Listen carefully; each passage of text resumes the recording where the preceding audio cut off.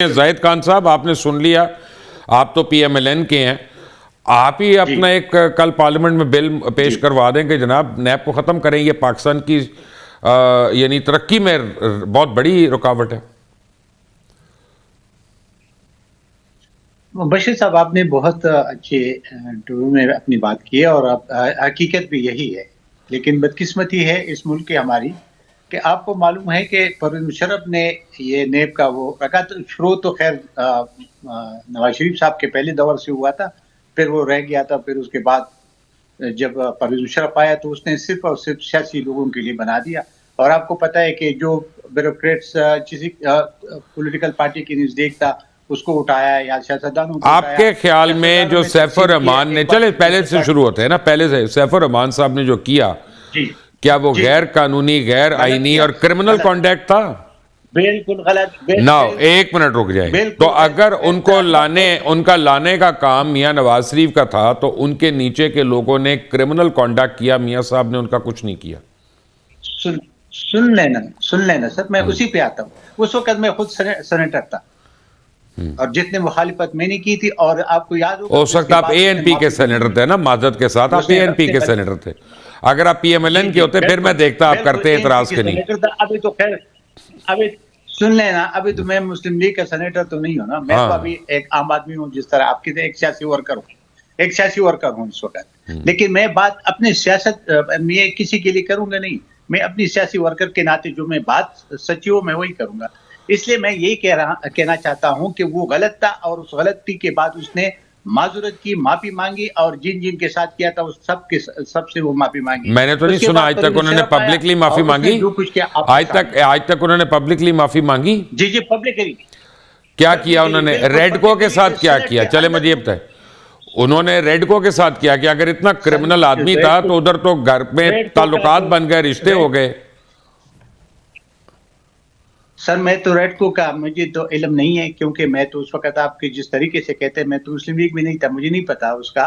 लेकिन मुझे यही था कि उसने अंडर फ्लोर उसने माफी मांगी थी और ये हमारे सामने वाली बात थी। सर आज खत्म कर देना आपको, आज खत्म कर देना, क्योंकि आज भी कुछ काम तो नहीं किया नैब ने।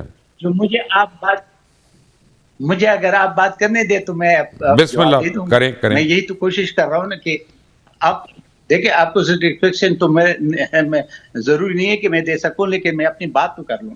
मसला यही है कि इसके बाद जो कुछ हुआ और जो पिछले ये दौर, आपसे मैं इससे मुतफिक हूं कि जो इमरान खान साहब के दौर में हुआ, इन शाह को वजीर और वो इमरान खान खुद कहता था कि कल किसको पकड़ा जाएगा, किस ब्यूरोक्रेट्स को पकड़ा जाएगा, किसको हथकड़ी लग जाएगी, किसको जेल के अंदर डालेगा, ये होता रहा।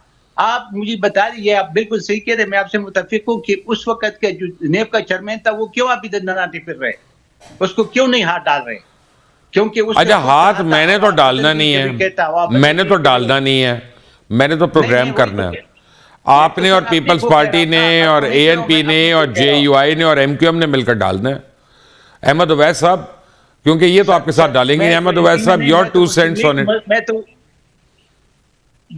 मैं तो उस पे अभी मुझे अगर आप बात पूरा करने दें मुबशिर साहब, तो आपकी मेरा भाई जी बिल्कुल मैं बिल्कुल कहना चाहता हूं कि इस वक्त जो सूरत हाल है, हमारा काम है, यानी हुकूमत का काम है कि जिन लोगों ने ज्यादती की थी, वो चाहे चीफ जस्टिस थे या चाहे थे, वो सबके खिलाफ एक्शन लेना चाहिए, केस बनना चाहिए और उनको सजा। चीफ जस्टिस ने तो सैफुर रहमान को अपॉइंट नहीं किया था ना। वही सूरत हाल है। इस हुकूमत में इतना हौसला है कि अपने कायद मियां नवाज शरीफ को सजा दे दे नैब बनाने पे?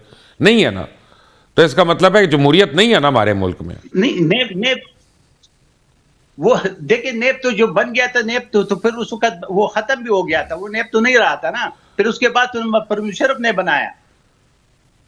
यार नैब तो वही था ना। चले, मैंने एक बड़ा अहम सवाल करना है अहमद उवैस साहब से सवाल करना है मैंने, क्योंकि ये कानून के माहिर हैं, कानून को समझते हैं और कानून की बालादस्ती के लिए ये रोज़ अदालत में पेश भी होते हैं।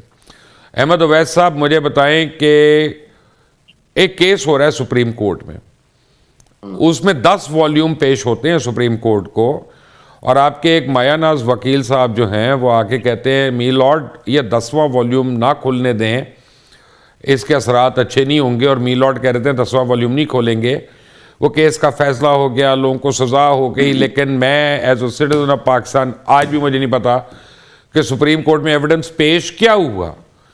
क्यों ऐसे ना आप लोग किसी को प्रोसिक्यूट कर सकते हैं, ना आप लोग एविडेंस अवाम के सामने ला सकते हैं, तो ये पार्लियामेंट और सेनेट और ये अदालतें, क्या फायदा यार आप लोगों का? हम पंचायती निजाम कर लेते हैं, दूध का दूध और पानी का पानी तो हो जाएगा। जी हाँ, आपका बड़ा अच्छा सवाल है।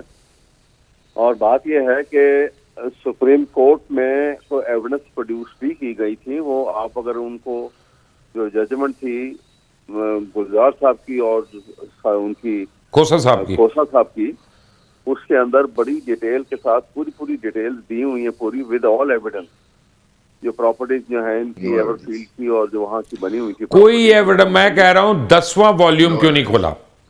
हाँ, ये दुरुस्त कह रहे हैं, मैंने भी ये बात बहुत दफा की है। जजमेंट में कोई 10वां वॉल्यूम क्यों नहीं खोला गया? ये जो में किसी प्रॉपर्टी का जिक्र नहीं है। जो है ये एटीट्यूड जो है, जहाँ पे हम कॉम्प्रोमाइज कर जाते हैं और फॉर नथिंग और किसी के कहने के ऊपर, और ये सत्यानाश मुल्क का कर गया है। इसी वजह से किसने कहा था यहाँ पे करप्शन जो है, किसने कहा था रैम्पेंट?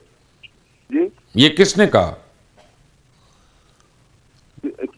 आप कह रहे हैं किसी के कहने पे, तो बात यह है कि वॉल्यूम 10 ना खोलने का किसने कहा? यकीनन ये एस्टेब्लिशमेंट के कहने पे नहीं, आप अपना मफरूजे पे बातें ना करें, you are a man of law. नहीं, मैं देखिए ना, मेरे पास पूरी तो फिर ये भी ना कहें कि किसी के कहने पे नहीं खोला। ये क्यों नहीं हो सकता कि आपके चीफ जस्टिस साहब कॉम्प्रोमाइज थे? एविडेंस है कि एविडेंस जो कलेक्ट हुई थी वो सारी की सारी इंटेलिजेंस एजेंसी ने कलेक्ट की थी। फाइन, बट इसका मतलब है आपके चीफ जस्टिस साहब भी तो कॉम्प्रोमाइज हो सकते हैं। बिल्कुल होते रहे, तो हम एस्टेब्लिशमेंट को क्यों कहें? नहीं, मैं तो देखिए ना, उनके अगर कॉम्प्रोमाइज तो हर दौर में हुए हैं, आपके सामने है। यही तो प्रॉब्लम है हमारे यहाँ पर कि हमने जो मार्शल लॉ जो रिपीटेडली आने लगे और जब ऑसिलेशन शुरू हो गई between the civil and military rule, तो वहां पे सिस्टम भी खराब हो गया और जजेस की अपॉइंटमेंट का सिलसिला भी इतना गलत हो गया, क्योंकि सिर्फ सिफारिश थी और वहाँ कंसिडरेशन जो है वो इंटेग्रिटी के साथ उनकी। सर जी एक छोड़ दें अहमद साहब, इस कानून से पहले जो जजेस आए हैं मैं उनकी जजमेंटें सुनाऊं आपको नहीं पता? आई मीन खामखा में इसको लेके ना इस पे वो बनाएं अपना। अगर हमारी अदालतें इतनी अच्छी होती और आज़ाद होती तो फिर भुट्टो को फांसी होती नहीं होती। मैं तो कह रहा हूँ, आपसे पहले की बात कर रहा हूँ। आप देखें ना, मैं यही बात आपसे कर रहा हूँ कि आपको देखें कि ज़ियाउल हक के जमाने में एक लफ्ज आर्गूमेंट नहीं हुई थी उस नुसरत भुट्टो केस की, जब लार्जर बेंच बैठा हुआ था, और उस बगैर आर्गूमेंट के उसको 3 साल की परमिशन दे दी गई कॉन्स्टिट्यूशन अमेंड करने की।